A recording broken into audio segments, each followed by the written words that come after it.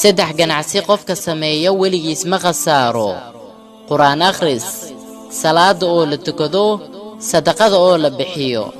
إلهي وحي سبحانه وتعالى إن الذين يتلون كتاب الله وأقاموا الصلاة وأنفقوا مما رزقناهم سرا وعلانية يرجون تجارة لن تبور كو آخرية كتابك إلهي صلاة أوغيو wixii aan ku arsaaqnay wax ka bixinaayo si la wada arkaayo iyo si qarsoodi ah waxay filanayaan ganacsi aan khasaaro lahayn oo aanan baaba'ayn wax la dhageysto ama la akhriyo waxa ugu khayr badan kitaabka quraanka isagaana ah midka adduun iyo aakhiro aanan lagu khasaaraynin